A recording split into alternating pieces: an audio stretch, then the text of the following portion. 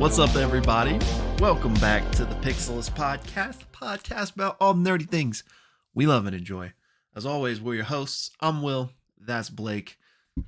And today we're here to talk our little D&D B&B Critical Role, bringing it back for the new year. Yeah, never left, but that's okay. It didn't, but it feels better to say we're bringing it back. Just True. Increases the hype. But you know what? We don't even need to increase the hype, because the hype in and of itself is just that we're back. Even though we didn't really leave, it just feels like it's been so long since we talked CR. Oh yeah, we're so back. They keep pulling me back. And on top of that, CR comes back tomorrow after a pretty long hiatus. So just, I can kind of feel the excitement in the air, and it's good. It's good to be back. Good to see you. I'm excited to talk today. How are you doing, my friend? Yeah, I'm feeling a little low today, but you're bringing some energy, which is bringing me up. I can tell you're excited for our conversation. Yeah, so let me go ahead and bring us back down if I can. Please do. So you sipping on a cup of coffee over there? You know it. Cup number 2? It is cup number 2, and it is late, but Mm-hmm. Creature of habit. So we were sitting out, was prepping for this, and I was like, a coffee kind of sounds good. I'm just glad you've embraced who you are. Yeah. It's been a long journey, but it just gets really dark all of a sudden. So another pod. Yeah. But yeah, today, y'all, we're back talking about some CR. There's a couple quick things I want to throw out at y'all's faces before we dive in. First and foremost, we got, like I said, CR tomorrow. So I lost my train of thought, but we're back on track. This past CR, the one we're about to talk about here, it was the last one that Crit Roll Stats is ever covering. Who knows what may happen. Somebody will take the torch, and maybe similar things will still be covered by some party. But in any case, Crit Roll Stats, as we've always known them, has kind of hung up the cleats. Episode 81, the last one they will be covering. And those of you that watch Blake and I, you've heard us say this before, but that was a valuable resource to us. So we are sad to see them go. Like I said, it'll be interesting to see if other people pick up that slack. But one thing I wanted to put forth, or we wanted to put forth, Blake and I, is and if you've been watching this for a long time, we did feel this out a long time ago now, when we first started doing these. But I just wanted to re-ask you guys how much you liked our current recap format. Because we give a pretty in-depth, usually like a 20-minute recap of each ep, which we can clearly still do moving forward. But I don't want to speak for Blake. I know for me, at least, the Crit Roll Stats was a tremendous resource in prepping that recap every week. So not that I don't want to do that. I still plan on doing that, but I figured this would be a good time to just check in case everybody was like, man, we would really just prefer like the 5-minute recap of each episode. So, just throwing out the feelers there. Just, let your voice be heard. If you love the current recaps, great. But if you maybe would prefer a shorter one, we're interested to hear about that too. So, Yeah, you definitely feel not having Crit Roll Stats, because I'm doing the first half of the recap, right? Yeah. Today. Yeah. Well, I had already watched the first half. I watched the first half like 2 days after the episode aired, which was like 2 or 3 weeks ago. Yeah. Yeah. And so today I just needed to watch the second half, and then I realized I don't remember at all what happened in the first half.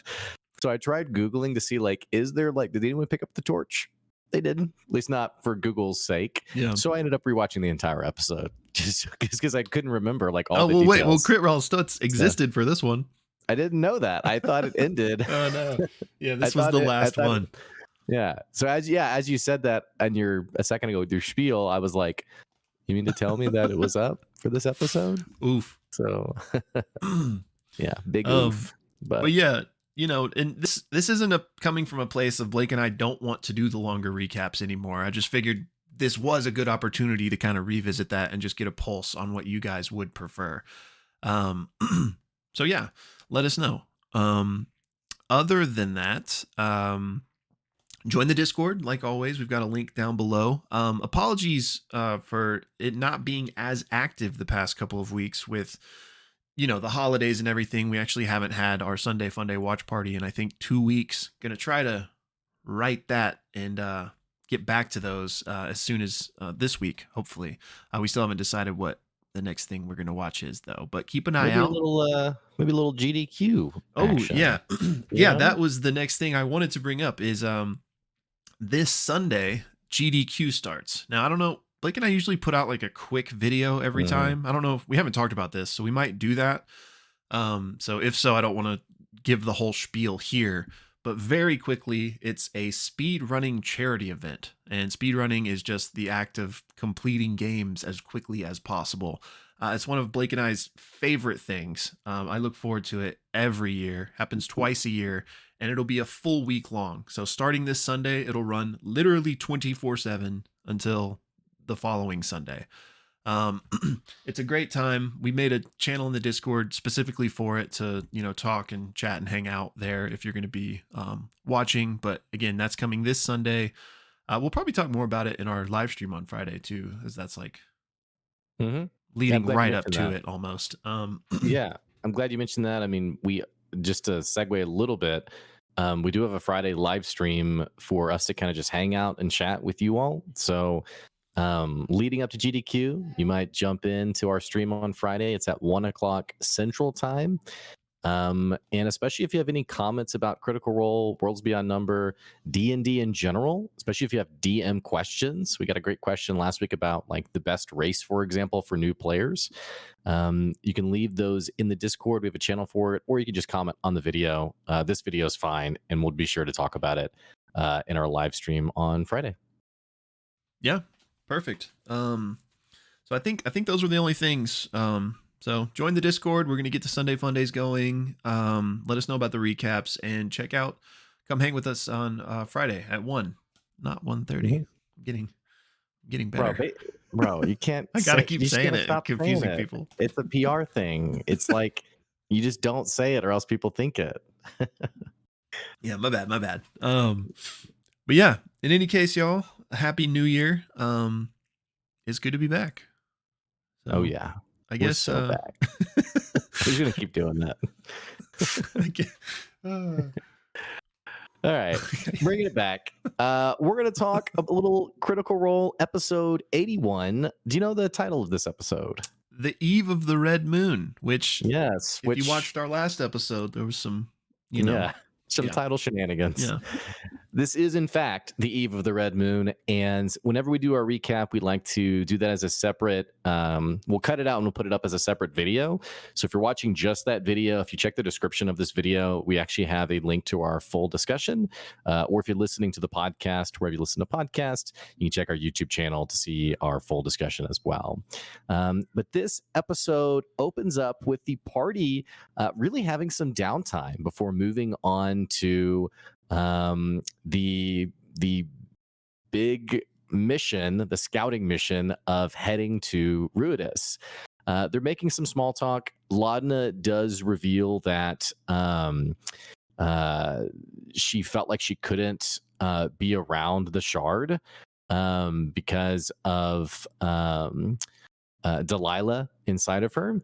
And then also Chetney throws out to the party like, hey, has anybody thought about asking Grandma Morgan for a wish? Which is a 9th level spell in D&D where you can literally remake reality with it. Very Thanos-esque, I guess. To which the party's kind of like, you said that pretty casually. I think FCG's even like, what are you going to do with that? And even Imogen warns Chetney to say, hey, there's typically kind of like a monkey's paw thing that happens there. We segue over to Fern and Ashton, who are effectively testing out their new powers. Ashton has the ability to submerge into the earth and travel through the earth like water. He also has a hulking sort of behemoth craggly form, whereas Fern has a sort of this fiery essence, not unlike Keyless form from Legend of Vox Machina in Campaign 1. It's kind of the vibe that I got from it.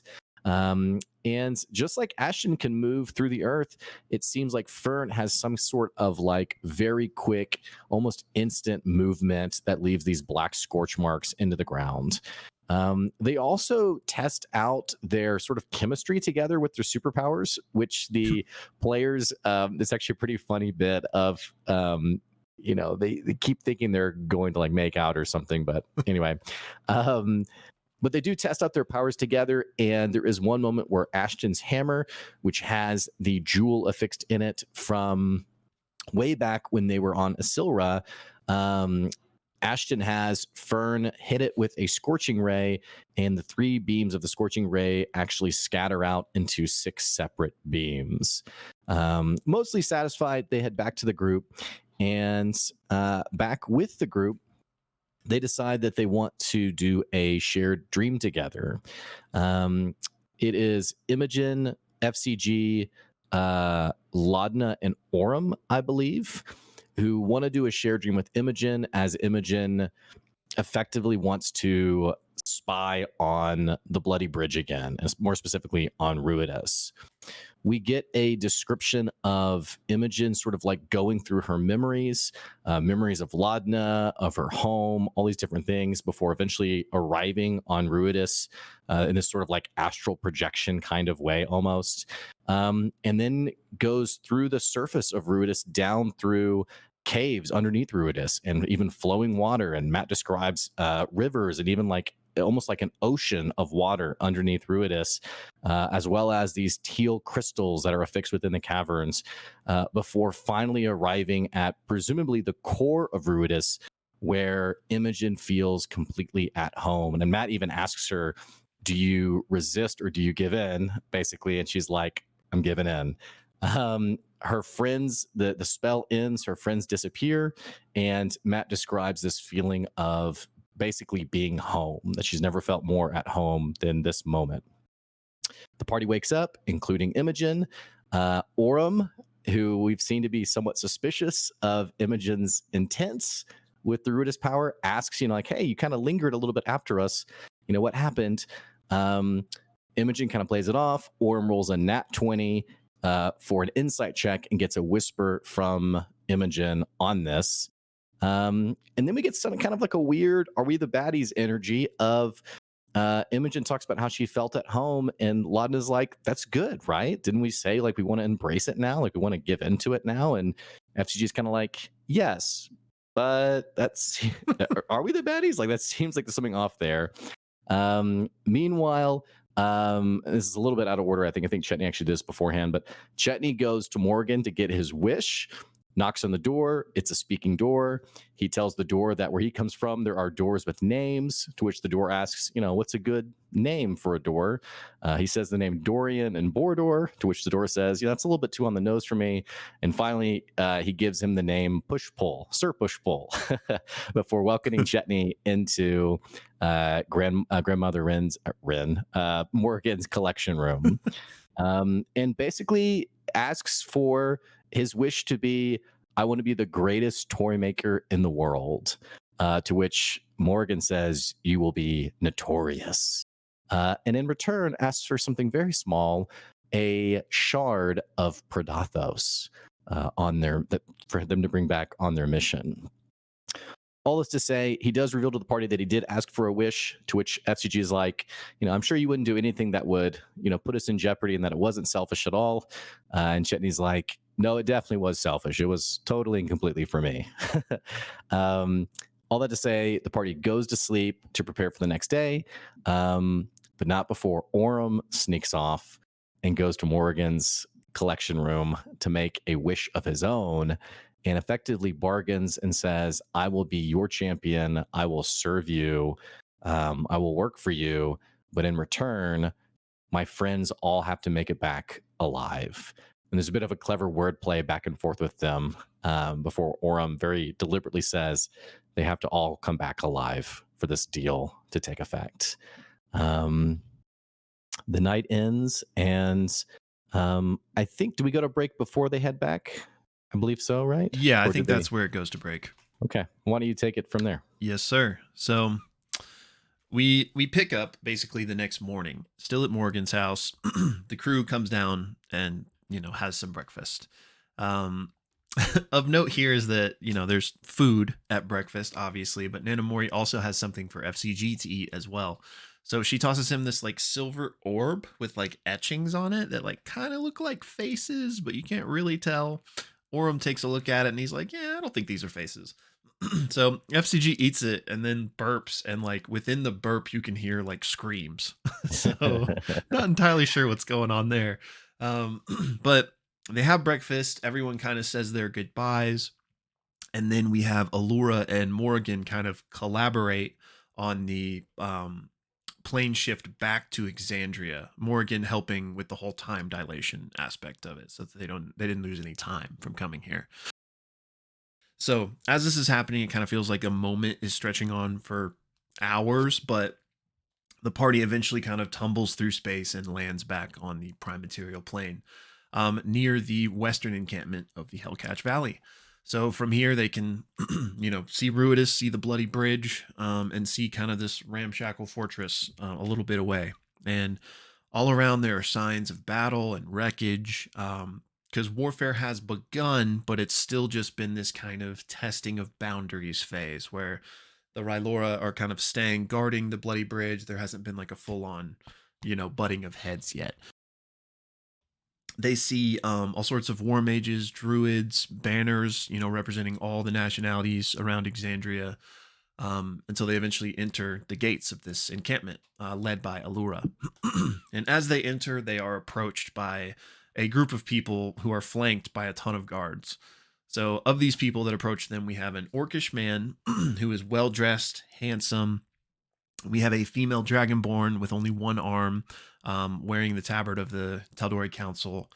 And finally, an an elderly man with darker skin, who is like massively ripped, and wearing the colors of the Stormlord. So Allura introduces Bell's Hells to all of these people, essentially. And we find out that the three are Myth Taker Key Mendozi, Guardian Topher Bratoris. Excuse me, the first one was the first person I described. So Guardian Topher Bratoris is the Dragonborn. And finally, Earthbreaker Groon is the ripped elderly guy. I was very sorry. I was very much Leonardo DiCaprio. Like, I know that guy. The pointing meme, yeah. Yeah. Classic. So the introductions are handed out, and the crew is escorted to like the main war tent, where Keyleth and Percy are as well. But Fern can't help but notice that Earthbreaker Groon is kind of heavily eyeing down herself, Fern, and also Imogen. So they make their way into this tent, and basically everyone's going over the plan. There's going to be illusions of these beasts basically attacking the Rylora as a distraction for Bell's Hells. And in conjunction with these illusions, we also have these meat wagons, essentially, that will provide bloodshed and gore so that the illusions seem more real. We're also talking about, because the Rylora can kind of sense nearby mines, that they're going to have to use scrolls of non-detection to help like stay stealthy. Bell's Hells is. Groon pipes up, Earthbreaker Groon, and says that his men are going to be on the front line, so like do not waste their sacrifice. And they decide, okay, we all are pretty much ready. Let's set everything in motion in 1 hour. And Allura tells Bell's Hells, like, hey, just learn everything you can, get as much information as you can. Who are the Rylora? What do they want? If there's any leaders that can be negotiated with, yada yada yada. Just anything you can learn. Fern goes over to Groon during this and is like, hey, why were you staring at us? And he says, my eyes don't see, they sense. And he knows that Imogen and Fern are both RUIDUS born. And like several heads in the room turn at this because they didn't know. And they're like, we're sending RUIDUS born to RUIDUS? Like, can we trust them? And Topher Bratoris pipes up and is like, I've sent RUIDUS born like to help in this before, and like they forgot their mission and like turned sides and joined the rest of them. And Bell's Hell's like, that's not gonna happen. Orem is like, our connections to the moon have allowed us to get this far, like it's an asset. And Allura stands with him and is like, yes, like I vouch for them. if you trust me, if you trust the voice of the Tempest, then trust Bell's Hells. And Groon's like, yeah, I trust that they're capable, and if not, the storm will find them, basically threatening them. So final preparations are made, and Imogen lets the party know that, like, hey, the pull of RUIDUS is like extremely strong. And they're like, hey, just let us know if it's too much. And Laudna has a quick conversation with Keyleth during this time, who looks very distracted. She's kind of just looking at the plans, the site, and she kind of says, we have to set him free. And Laudna kind of wonders if that's why Keyleth is going to be the one escorting them, so that she could potentially help Vax. Keyleth says, no, that's not why. And Laudna rolls an insight check, but she rolls very poorly. Keyleth just says it's her responsibility to the people of this world to help. And if she can also help Vax, like, that's great too. And Laudna's like, well, yeah, but don't forget he's empowering the bridge. So if he's gone, then we might be stuck, because, there's no teleportation that works to get to RUIDUS. And Keyleth's like, yes, of course it's going to stay until the mission is done. But when it's done, we need to set him free. So after that, preparations are finalized. Earthbreaker Groon approaches Imogen once more and places his hand on her shoulder. And she telepathically is like, what's up? Can I help you?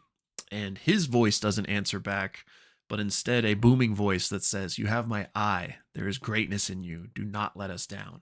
And this is the voice of the Stormlord, the deity. Imogen says she won't let them down, and Groon walks away. So Keyleth asks, is everybody ready? And they essentially begin. The meat wagons go off with Allura and Key, who are going to be the illusionists. And Keyleth and Bell's Hells, go the other way. And she's like, stick close to me. Uses the scroll of non-detection. And then she casts Wind Walk on everyone, which kind of makes them like misty and gives them a fly speed. So they take off flying, kind of arrive and kind of hide in these trees, while the meat wagon illusions begins to conflict with the Rylora.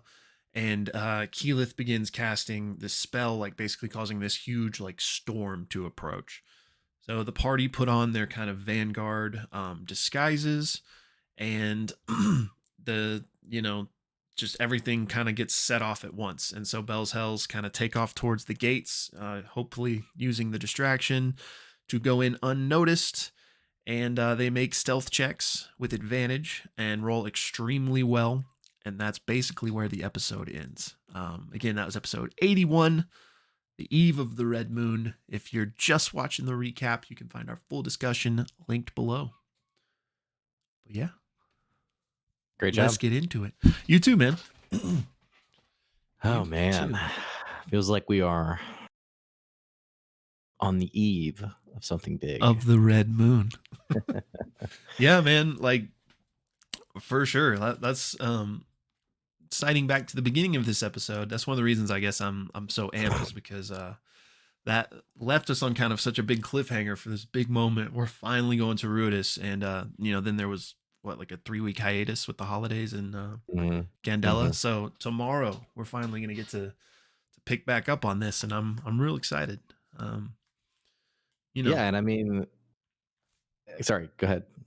No, I was just gonna say, this is like for a number of episodes now, we've kind of been, wondering like what's like, will they go to the moon? And now it's like just finally here. So yeah, well, and it seems like this kind of had vibes of like Final Save Point a little bit. Like they got some, not that they won't get any further like boons or help on RUIDUS. Ira is still there, but they got a lot of items. They got a lot of help. Yeah.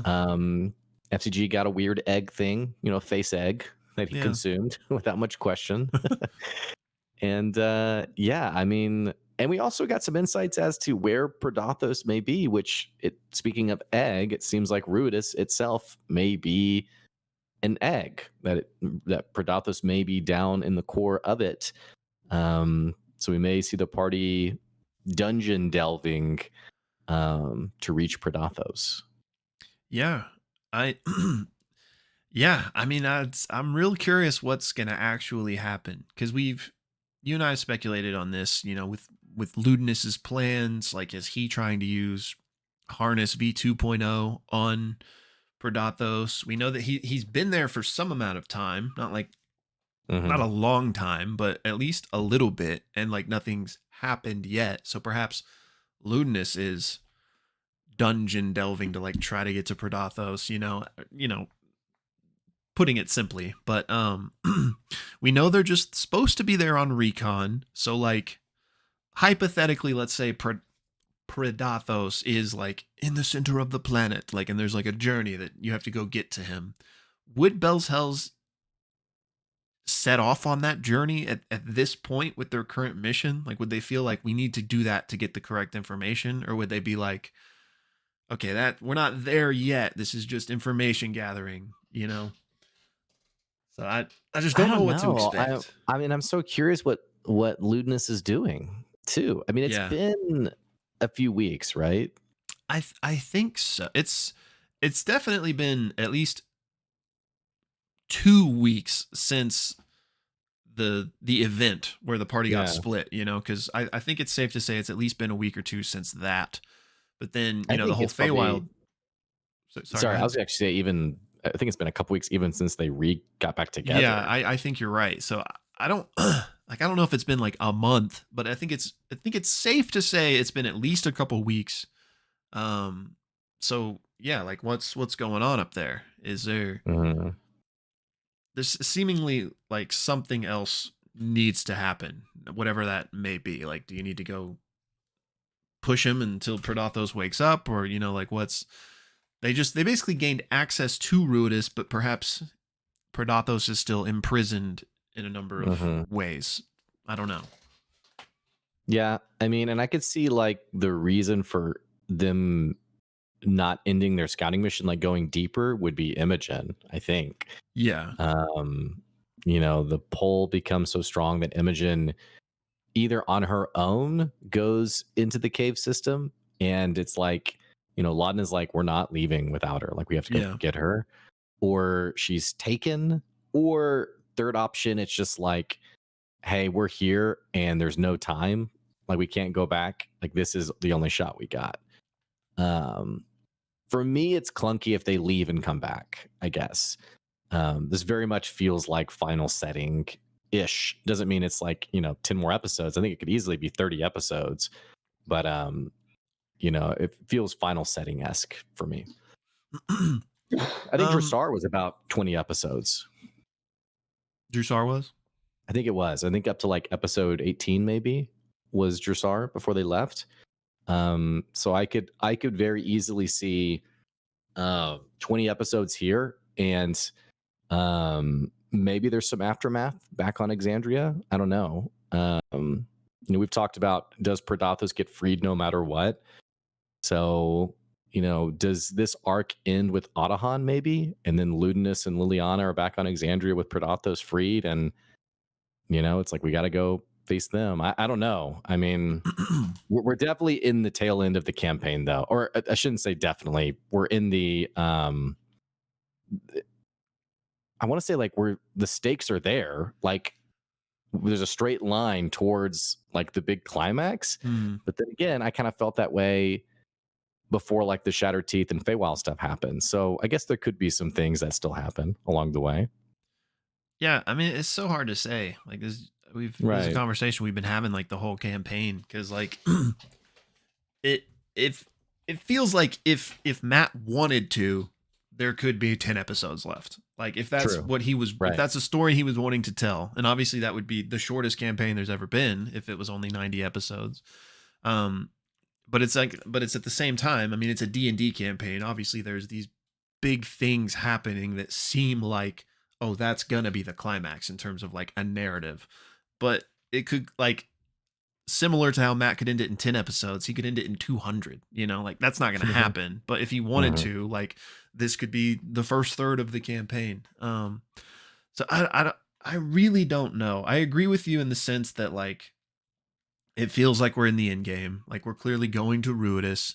But I personally don't feel like it's going to end in 10 episodes. I think 30 to 40 would make the most sense to me. So it's just like, how does that parse out? And because you don't want to, like, you don't want to like, you know, have all the rising action and then just like a 3 month straight line of nothing Mm. until the actual climax happens. No, I have no doubts that like it can be done. I'm not saying that it can't, but I'm just, who knows how Matt's going to orchestrate that. Like I could see them coming back to Exandria and this, like without the climactic final battle happening on this trip. And I do think you could do that in a satisfying way still.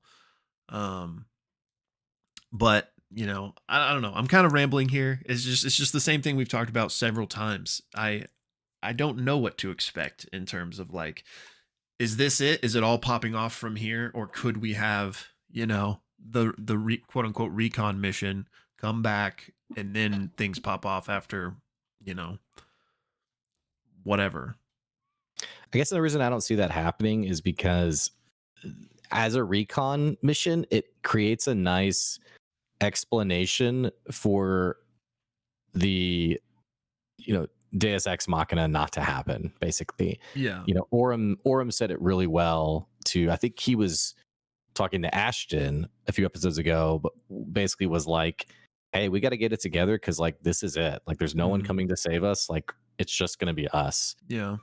Which I think is a really nice tell about or description of what this final arc could be.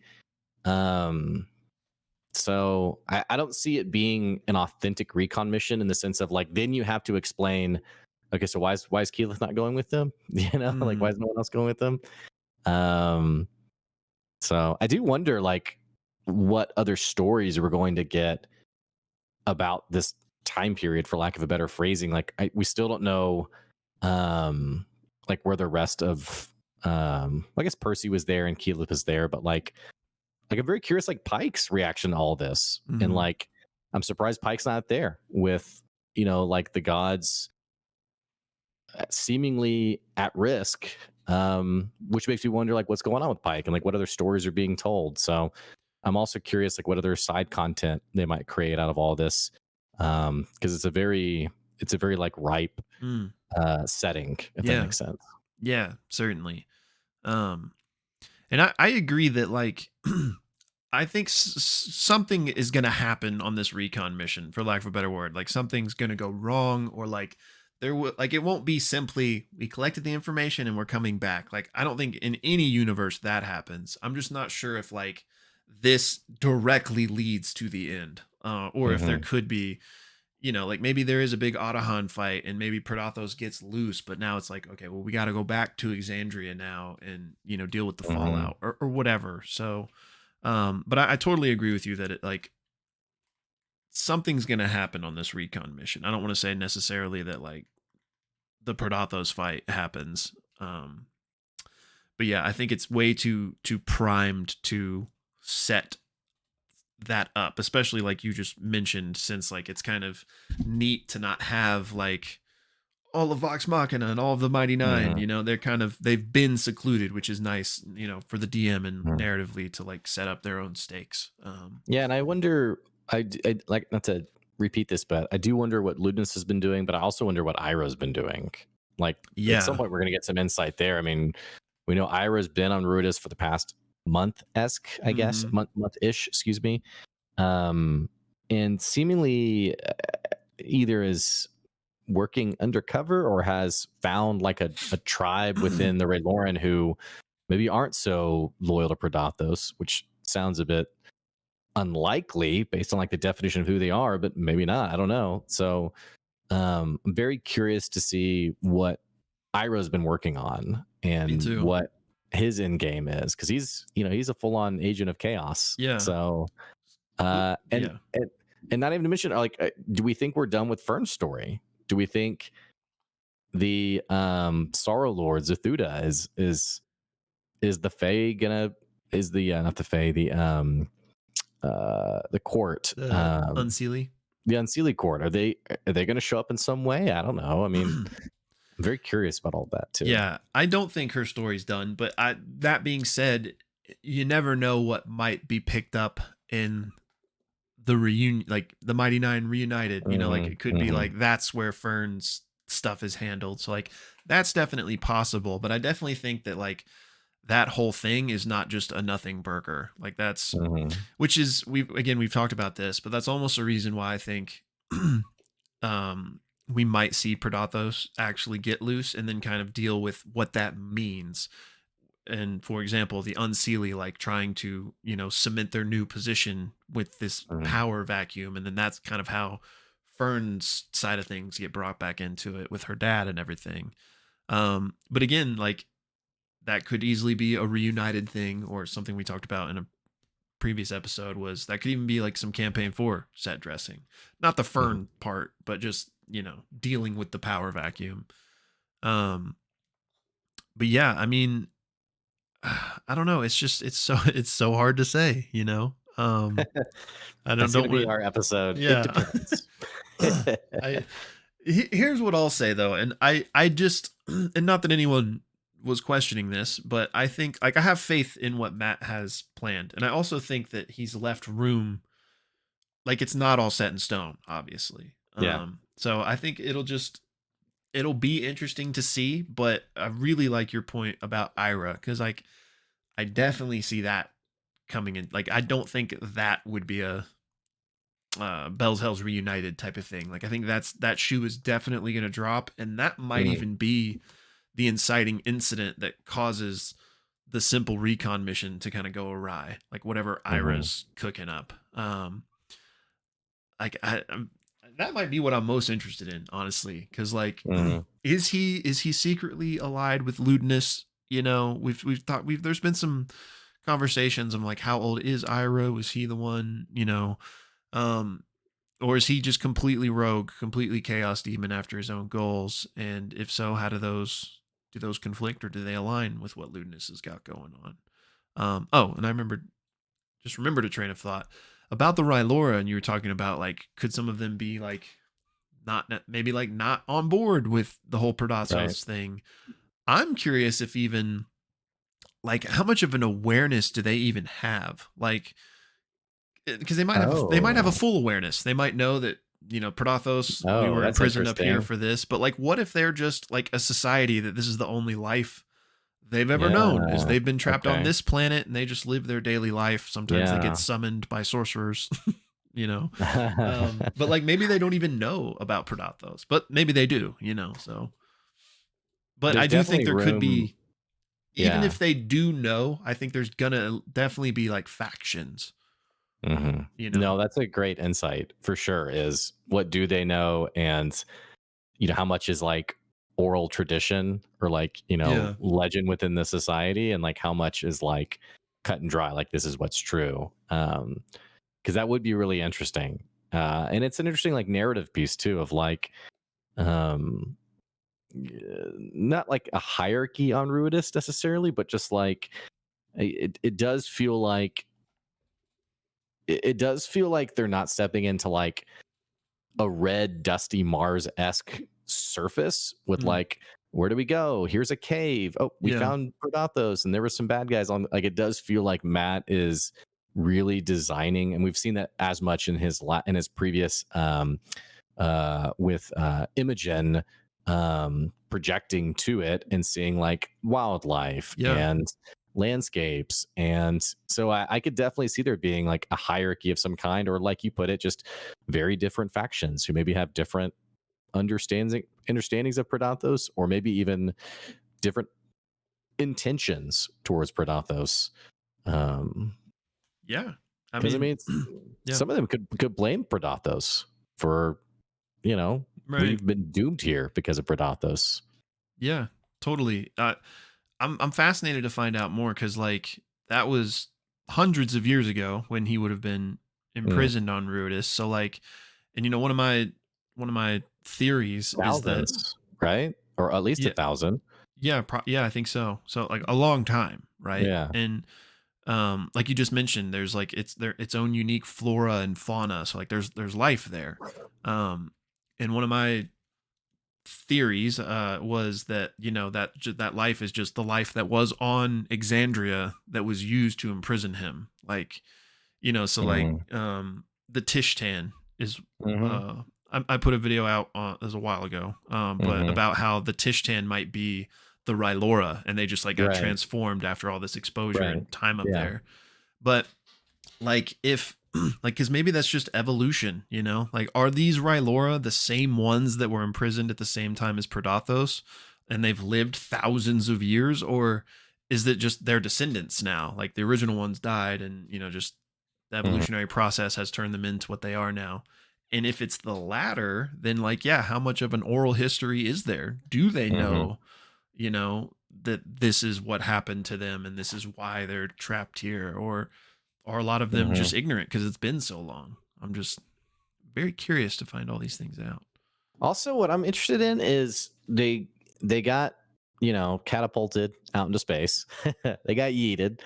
What technology did they take with them? Yeah. You know, I mean, because here's what's interesting is Matt could very much play it as the Tishtan society were like minimalistic. So like it's not like Age of Arcanum style technology that they run into, but it could also be like, you know, I'm very, you know, Matt, I feel like is such a glutton for this kind of like really cool like world building and like technologies and how things interact. Like I wouldn't be surprised if there's just some really not like a gravity gun, but like you know, there's just like some really cool stuff. And that also might be, you know, maybe that's what Ira's interested in. You know, maybe in being Yeah. an agent of chaos is also really intrigued by the lost knowledge, the hidden knowledge on RUIDUS, for lack of better phrasing. But I'm curious how Matt will create that that dynamic of like Yeah. here is the world as we know it. You know, and you know how people are too. I mean, people as soon as these episodes start to drop, there's gonna be players who are already thinking about their campaign setting on Yeah. RUIDUS, Yeah. and not in a bad way, by the way. It's great, but I think could we see like a RUIDUS source book like in the That'd be next six cool. months? I mean, wouldn't that be nuts? That would be So really cool. I don't know. I don't know. Yeah, I mean, I know you and I are this way, but I would just that would be awesome. Like if there was like a whole like Hmm. detailed civilization and you know their own history and all these things. Like how I would eat that up. Um. So yeah, I mean, I'm just excited to find these things out. Like it seems like now, not that we're getting all of those answers, obviously, but seems like now is the time because we're going to do Hmm. recon. So I'm very interested to see what they find out and but to circle back around here to what you were saying, I definitely think the Ira thing is maybe like what's about to pop, like cause Hmm. things to go Hmm. haywire. Yeah. Um, so yeah, Um. So speaking of going haywire, I want to talk about Imogen. yeah, Bro, I've been throwing around this kind of like semi joke. I've been saying I'm going to do a video on it, but you know how it goes, right? yeah, But every time this stuff happens, I'm like, I need to make a video on this. Dude, this party has such we're the baddies energy of like, you know, Imogen goes to the little Predathos egg area, you know, the sweet little yolk in the center, and she's like, "This is pretty cool. I like it." You know, and Orem is naturally extremely suspicious, as he mm, has been for the entirety of this campaign. We know Orem has planned an out for each of their characters, yeah, a way to neutralize them. yeah. We know that he legitimately asked Fern to kill Imogen if the day came. And then now we have, I'm not knocking their relationship, you know, you have really great relationships and you have less healthy ones. I just don't know about Laudna and Imogen. I'm like, should we get a second opinion, guys? Yeah. Because Laudna's like, yeah, you know, drink that up, get you some, you know, and Imogen's like, okay, yeah. But then like F.C.G's like, yes, because I'm your friend. But also, this sounds like I don't know. You know, I mean, I don't know, man. I feel like we got some real evil vibes happening within the group Well, that okay. I gotta push back on the evil word because like I don't think evil's too it's strong a word. yeah. Evil's I mean like path to yeah, when I say evil, I don't mean like black and white, like Yeah. twirling mustache. I just mean like, you know, slippery slope, if My you yeah. will. My guided by perhaps their own self-interests rather Yes. than, you know, the good Yes. of the world, which Which which I think those make the most compelling characters. Yeah. I mean, it's the whole Thanos did nothing wrong thing. It's like you can Right. see the path that he took to get to his decision. So I'm just nervous, man. I'm nervous. Yeah. I mean, I get what you're saying. I think that I think the whole Imogen feeling at home thing it makes sense, given Mhm. like it's kind of like not her purpose, but like she's RUIDUS born, and like you feel like you kind of it's the piece of you that's been missing, right? And I don't like I think that Wasn't the word purpose used though? I think probably, yeah. Like I think there was something like this is your purpose, or like something like that. I don't know. Yeah, which we get into like this whole kind of like philosophical discussion of like if like, Mm. this little baby girl that was like Did influenced, Predathos choose her? right, like influenced by Predathos and Mhm. RUIDUS, like it wasn't her decision. You know what I'm Right. saying? So like, yes, if she was like utilized for this purpose, that doesn't necessarily make it like I don't know what the word is I'm looking for here, but it like I don't know. I don't blame her. Like it's kind of outside of her control that she feels at home and feels so good, Right. So like now what actions she might take because of that, there can be Yeah. blame tossed around, but I don't know. This is just it's so fascinating, right? Because there's also this whole conversation of like not are the gods good or evil, but just like i- is Predathos being imprisoned kind of like against the natural order of things? Like Mhm. should Predathos be out? Like Mhm. should like is it so wrong for like her to feel good and maybe want this to happen? And I don't think she does want it to happen. Like she's said as much that she's on the team gods for now, mostly because of Vladna. Mhm. Um, but I know I'm kind of like jumping tracks here, but on that specifically, we also have the whole Groon moment, which something Imogen said earlier was like, I've talked to the gods my whole life, but they've always ignored Mhm. me. Well, now she Yeah. like literally had one talk Mhm. to her. So I'm interested if like that's going to be a push and pull. I mean, obviously she doesn't have a relationship with the Storm Lord or anything, but Too little, too late, Stormlord. That's yeah, what I I mean, think. I'm like, definitely, bro, you think definitely, you could have made a phone call yeah. before like your life was on the line? Maybe you could have built up some goodwill a little bit. Yeah. I I mean, mean, definitely like last minute, like, oh, like somebody put in yeah, a call real I quick. should call her. Yeah. Like I'm So not I'm not giving Stormlord any credit for that. But what I will say is that if if we remove Predathos from the equation, Stormlord does kind of make sense. Like, her whole thing is like the red true, storm. Like that true. could be like it doesn't make sense in the sense that there's like a personal relationship there, but just in terms of Hmm. theme, it would make Yeah, sense. thematically, it's there. Yeah, Yeah. yeah, So I mean, and yeah. maybe I this is mean, the first breadcrumb to that. So yeah, I don't know. yeah. I don't know. I'd have to see like a pretty heavy swing for her to Yeah. be like pro deity. Yeah. Like we must defend the gods. Like I'd have to see a pretty massive swing for that. And it's been a little bit of like the awkwardness of the campaign, and like it's like the mission is to save the gods, and yet no one really cares much about the gods. So like I'm not against there being a little bit more of like traction in that relationship. Mhm. um Having said that though, I mean, I don't know, man. I'm really. It's interesting because Fern mentioned, hey, yeah, I've never felt the pull, and we know that's because Imogen is an exaltant, right? Right. Exaltant, which we haven't really figured out what that is. Um, Adahan's one too, right? I think so, and And Liliana as Liliana well. is as well, right? So I wonder if Matt's going to give us clarity on like what exactly that is. Is it just kind of like a 1 in 100 are exaltants, or going back to your original comment, is this more of like is it fate or is it free will? Is this more like Predathos is doing? Um, I don't know. I'm pretty interested with that. Yeah. I mean, that would be my guess. Like they have been more directly and heavily influenced Hmm. would be what the exaltants are.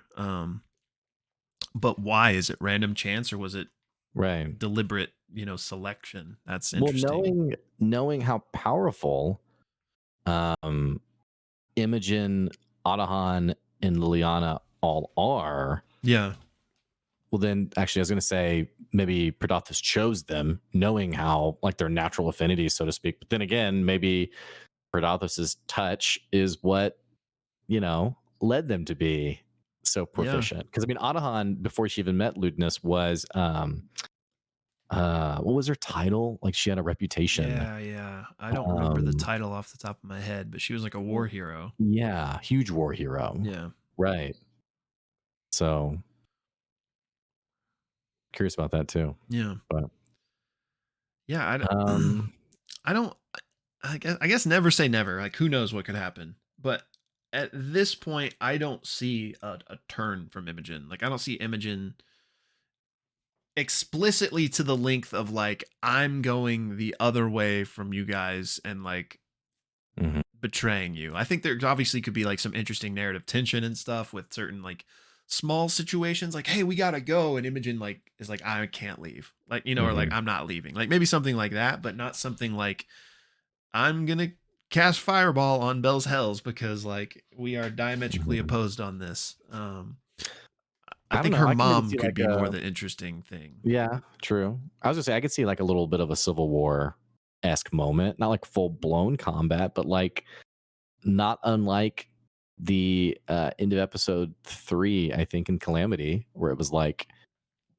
hey, we need to destroy the tree, and it's like, we can't, and then like the stakes like go to 11 all of a sudden. We're like, oh, Yeah. whoa, was that power word? It was disintegration or disintegrate.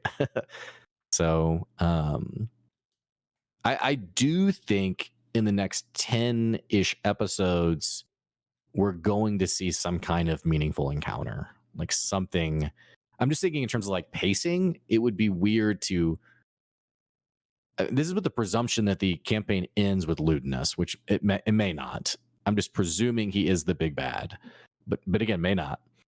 I'm thinking Adahan has to be in there somewhere, right? Mhm. So could we see an Adahan encounter like round 2 in the next 10, 15 episodes, maybe? That makes the most sense to me for where they're at right now, because like, again, who knows what the chessboard might look like in order to level the playing field. But if we take leveling the playing field out of the equation, like, it doesn't make sense for them to fight Predathos or Ludinus. Like, Ordahan seems like the one that makes sense right now. So I could even see that being like the fight that happens on this recon mission potentially.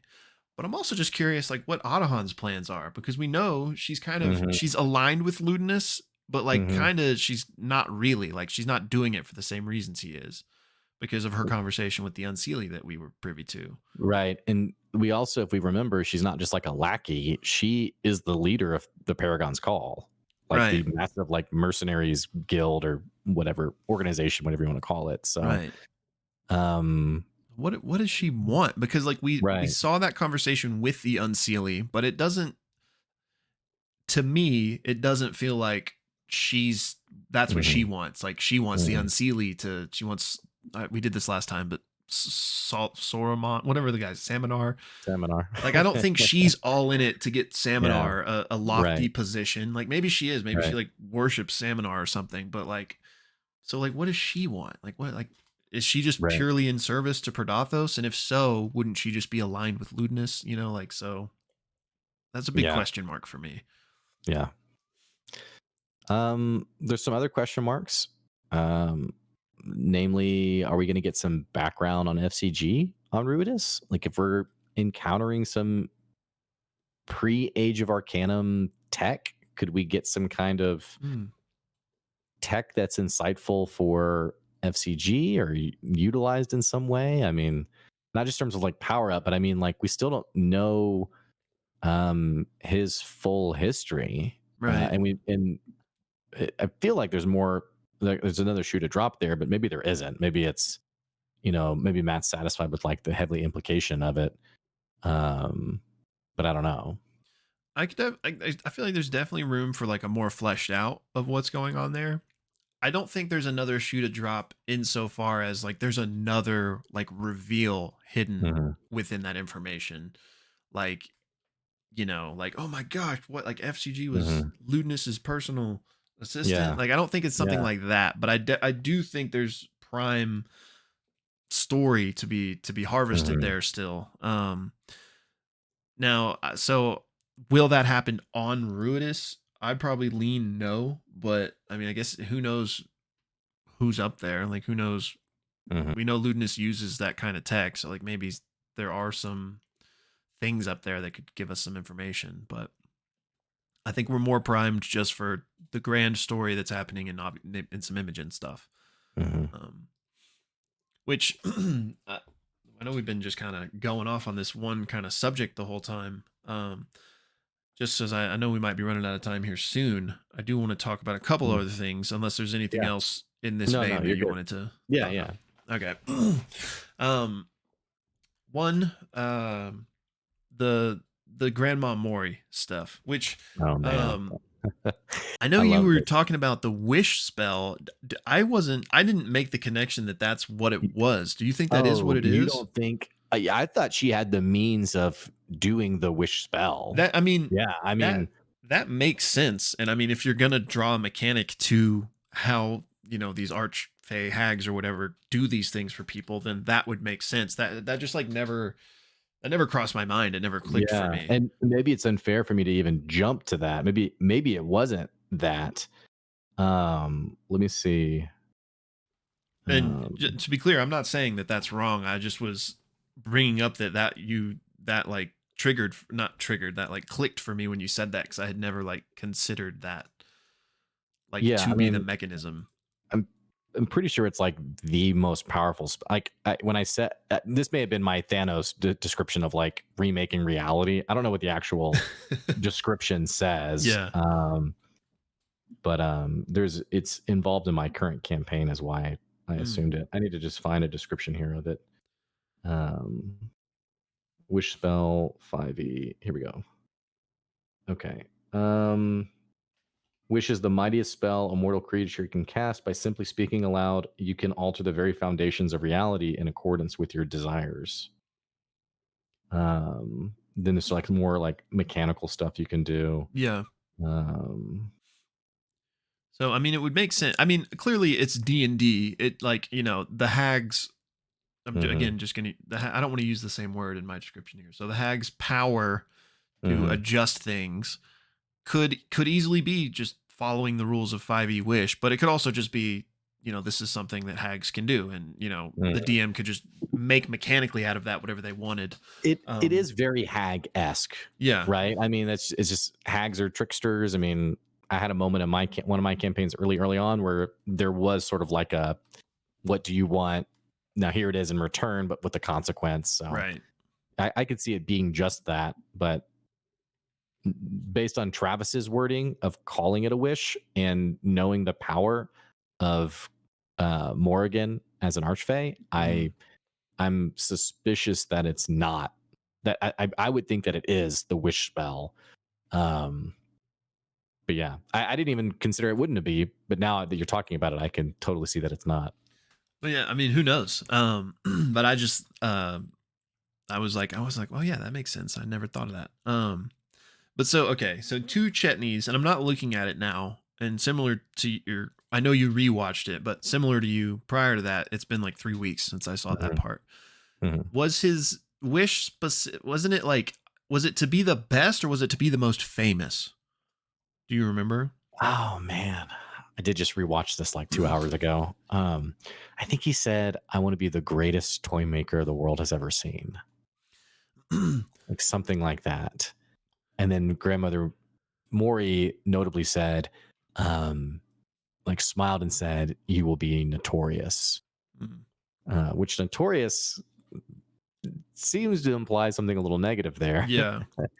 But So I mean, obviously, like that could go, and like we were just talking about with like Monkey's Paw and like the consequence, like mhm, it'll be interesting to see. But he only gets that if he brings back the right, shard of Predathos, if you will. Which what could that mean? Like what yeah, what nothing bad could happen if they from do that. this? If Predathos gets out, speaking of like the power vacuum, an archfey Yeah, with part of that power could be terrifying.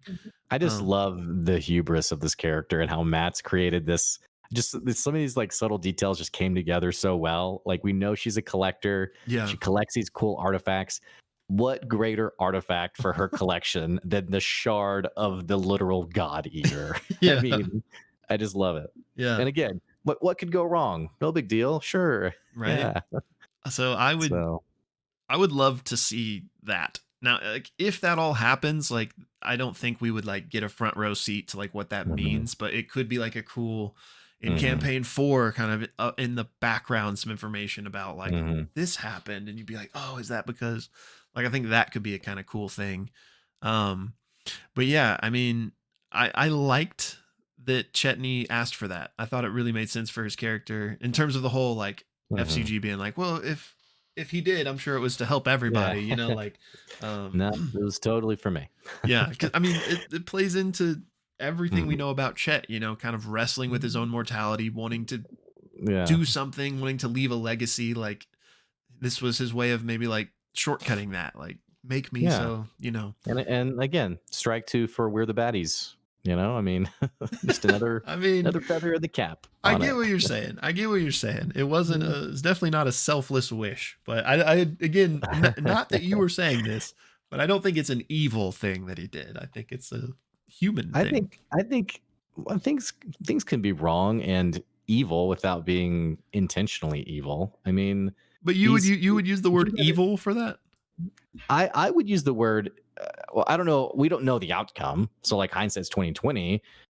I think I'd have if I'm playing a heroic character, for Yeah. lack of a better phrasing, I have reservations and hesitations about giving the fragment of the God Eater to this person of questionable intent. I mean, I think sometimes we just lump it into such like black and white zones, and I think Robbie Damon said it really well during EXU. He said, "What makes an evil character? It's human characters making human decisions that make sense to them."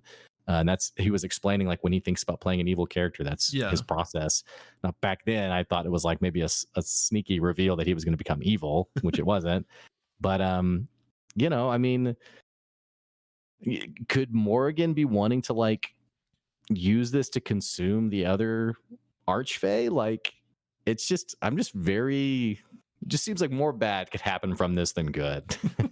But Yeah, I get what you're saying. so And whatever, that's fair.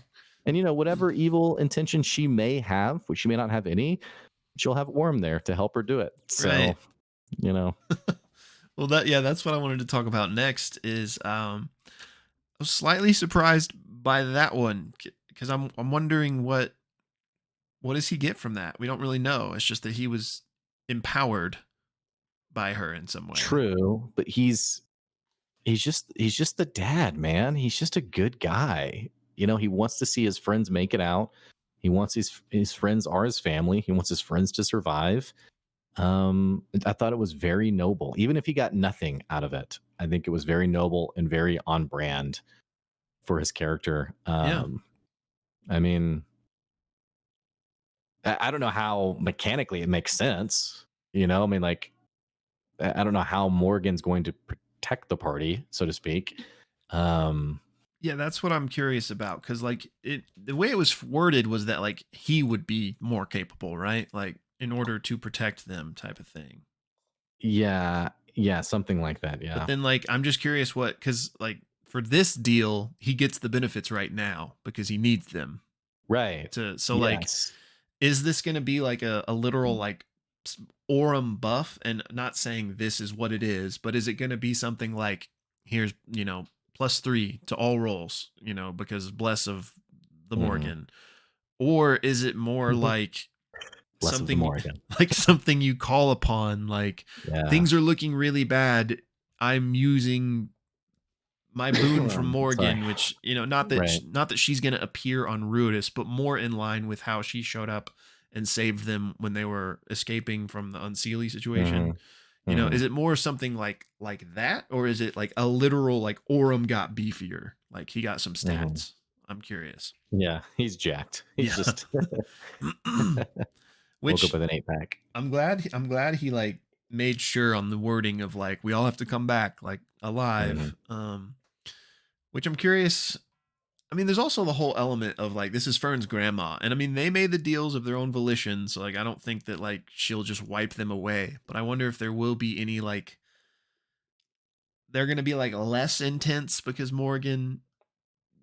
they're connected to Fern, or I say that because like I wonder if even though he tried to be so specific, like if they go on this recon mission and come back, like is that the coming back, like even before the potential final fight? You know what I'm saying? Like could she pull something? And then haven't seen the episode in a couple of weeks, so maybe that was even specified. Like once Predathos is dealt with, we come back, or if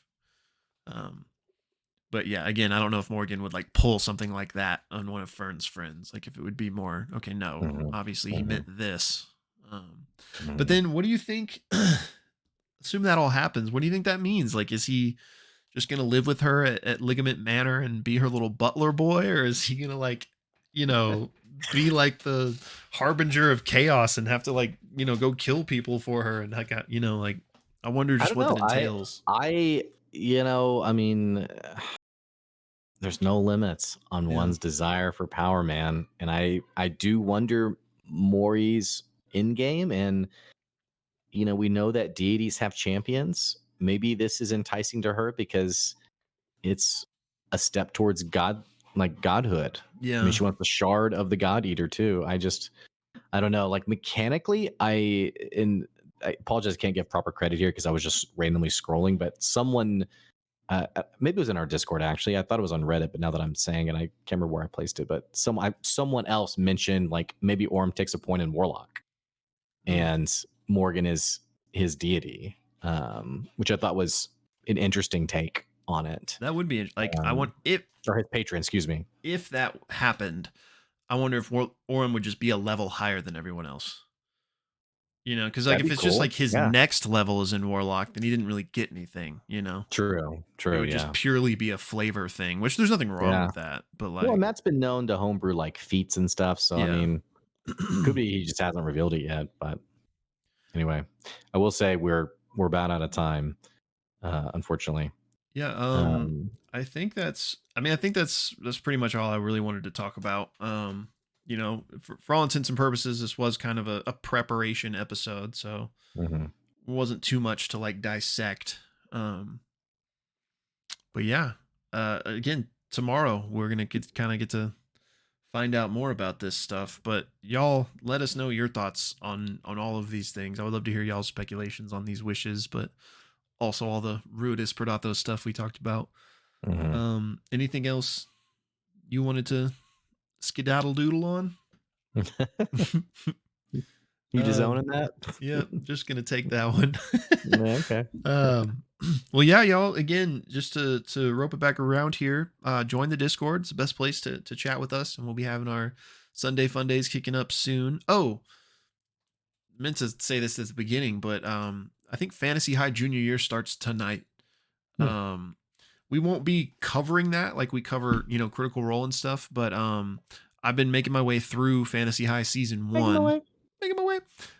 So I'm in no way ready to watch Junior Year tonight, obviously. But whether you similarly haven't seen Fantasy High, or even if you have and you just like to rewatch it, that's another reason to join the Discord, because as I'm watching through, I'm doing that in watch party-esque fashion. So anybody that wants to watch Fantasy High along with me can do so in the Discord. We usually have a handful of people. It's been fun. Almost done with season 1. So we're about to kick off on sophomore year of Fantasy High. So good little refresher before junior year for anybody that's interested. Other than that, our live stream tomorrow, Friday at 1 p.m. Central Time in the U.S. time. Day after tomorrow, Friday. Oh, thank you. Yeah, I thought it was Thursday for some reason. And then Games Done Quick. Though Blake and I will be talking about it more, I'm sure, in other places. But just a reminder that starts Sunday. Blake and I love it, so check it out. That's all I got. We love you guys. Thanks for watching. Bye, guys.